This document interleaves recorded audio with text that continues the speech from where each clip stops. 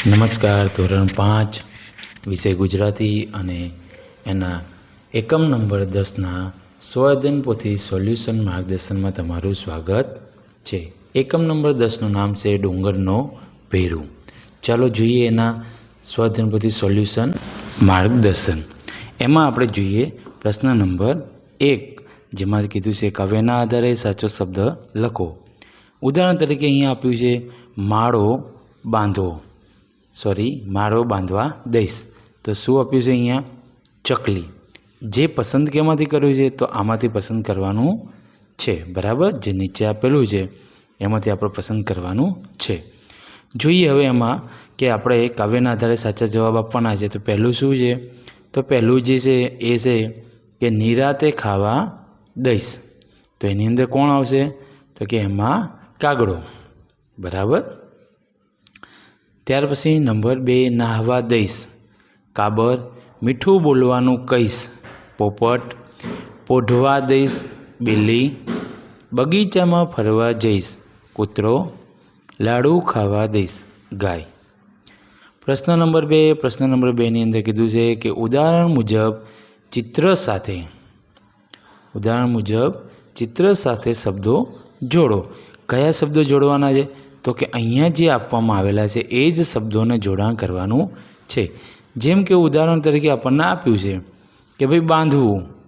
તો બાંધવું છે એનું શું કર્યું છે? તો કે તણખલું. બરાબર, વચ્ચે અહીંયા તણખલું આપેલું છે, એના આધારે ખ્યાલ આવે. એવી જ રીતે આપણે જોઈએ બીજા નંબરમાં. તો અહીંયા લખ્યું છે ખાવું. તો અહીંયા આવશે પૂરી. અહીંયા નહાવું, પાણી. પોઢવું, તો ગાદલું. ત્યાર પછી અહીંયા આપ્યું છે ફરવું. શું આપ્યું છે? ફરવું, તો બાગ. અને દોહવું, તો ગાય. બરાબર. ચલો આગળ જોઈએ પ્રશ્ન નંબર 3. પ્રશ્ન નંબર 3ની અંદર કીધું છે કે ઉદાહરણ મુજબ કૌંસમાં આપેલા શબ્દો સાથે શબ્દ જોડો. કયા શબ્દોને જોડવાનું? અહીંયા ધ્યાન આપવાનું કે અહીંયા કૌંસમાં આપેલા જ છે એ જ શબ્દને આપણે જોડવાના હોય છે. જેમાં જોઈએ નંબર 1, ચપળ, તો રવિ. ખડખડાટ, ડુંગર. ઘરઘરાટ, મશીન. ખડખડ, તો પથ્થર. અને સખડ દખડ, પૂજા સ્થળ. આગળ જોઈએ પ્રશ્ન નંબર 4. પ્રશ્ન નંબર 4ની અંદર કીધું છે કે ચિત્ર જોઈ તેને લગતું એક વાક્ય એકમમાંથી શોધીને લખો. તો અહીંયા પહેલું જ આપણને આપ્યું છે, એની અંદર લખી શકીએ આપણે. ડુંગર આપેલો છે તો ડુંગર પર લીલું ઘાસ છે. બકરી બે કરે છે. આગળ જોઈએ તો રાજા આપેલો છે તો કે રાજાએ ડુંગર પર મંદિર બનાવવાનો આદેશ કર્યો.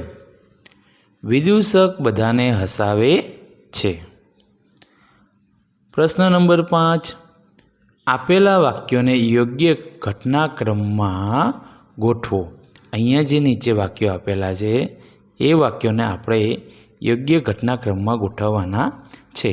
તો એમાં આપણે જોઈએ તો જ્યારે નીચે લખવાનું થાય ત્યારે આમાંથી કયો પહેલા ક્રમમાં આવશે? તો કે આ રવિ ડુંગરને ટૂચકો સંભળાવે છે, એ પહેલા નંબરમાં. બરાબર. ત્યાર પછી બીજા નંબરની અંદર રાજાએ ડુંગર ઉપર મંદિર બનાવવાનો આદેશ કર્યો. નંબર 3 ઉપર મોટા મશીનથી પથ્થરો તોડી રસ્તો બનાવવામાં આવ્યો. એ ક્રમમાં ગોઠવી નીચે લખવાના. 4 નંબરમાં આવશે વૃક્ષો કાપી નાખવામાં આવ્યા. અને 5મું ડુંગરદેવનું સ્થાપન કરવામાં આવ્યું. પ્રશ્ન નંબર 6. પ્રશ્ન નંબર 6ની અંદર સૂચના આપી છે કે આપેલા વાક્યો કોણ બોલે છે તે લખો. જોઈએ એમાં નંબર 1, આવરે મારા ભાઈબંધ, ચલ કરીએ ગેલ ગપાટ. ડુંગર. નંબર 2, તારા પર તો મસ્ત મોટું એક મંદિર ચણાશે. રવિ. નંબર 3, અરર બિચારો ડુંગર તો રડી પડ્યો. રંગલી. નંબર 4, ડુંગરદેવનું સ્થાપન આજે વગડાઓ શરણાઈ રાજા. નંબર 5 સારા કામમાં સૌ વિઘન ગામવાસી 4. પ્રશ્ન નંબર 7 પ્રશ્નોના જવાબ લખો. પ્રશ્નોના જવાબ લખવાનું કીધું છે. તો પહેલો પ્રશ્ન આપણે જોઈએ, જેમાં કીધું છે કે રવિ વાંસળી શા માટે વગાડતો હતો? રવિ પોતાની બકરીઓ ચરાવતી વખતે પોતાનો આનંદ વ્યક્ત કરવા અને ડુંગરને ખુશ કરવા વાંસળી વગાડતો હતો. ત્યાર પછી નંબર 2 નંબર 2માં જોઈએ તો ડુંગર પોતાની જાતને પથરાનો ઢગલો શા માટે કહ્યો?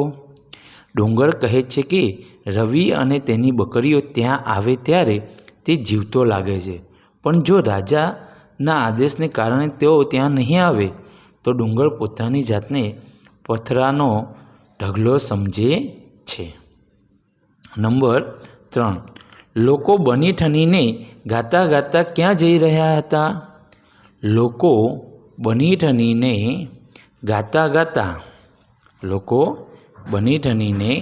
ગાતા ડુંગરદેવનું સ્થાપન કરવા જતા હતા, કારણ કે એ રાજાનો આદેશ હતો.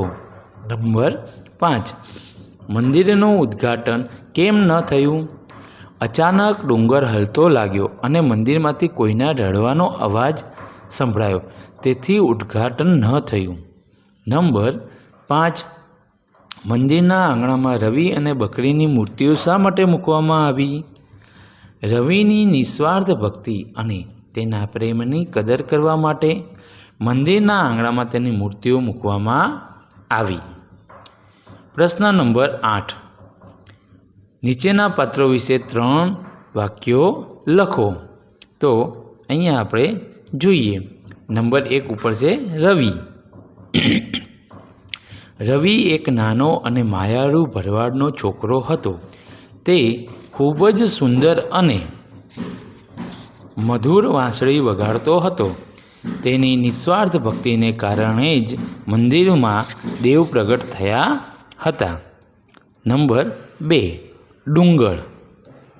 ડુંગરની વાત કરીએ તો ડુંગર રવિનો મિત્ર હતો.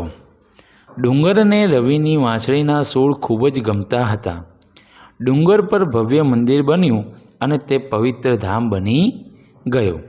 નંબર 3 રાજા. રાજા ખૂબ જ ધાર્મિક અને પરોપકારી વૃત્તિના હતા. તેમણે ડુંગર પર સુંદર અને ભવ્ય મંદિર બંધાવ્યું. રાજાએ રવિ જેવા છોકરાની ભક્તિને ઓળખી તેનું સન્માન કર્યું હતું. અહીંયા આપણો આ સ્વઅધ્યયન પોથી સોલ્યુશન માર્ગદર્શન પૂર્ણ થાય છે. આવા જ માર્ગદર્શનપૂર્ણ વિડીયો મેળવવા માટે અને અમારી સાથે જોડાયેલા રહેવા માટે અમારી ચેનલને આજે જ સબસ્ક્રાઈબ કરો, લાઈક કરો, શેર કરો. આવજો.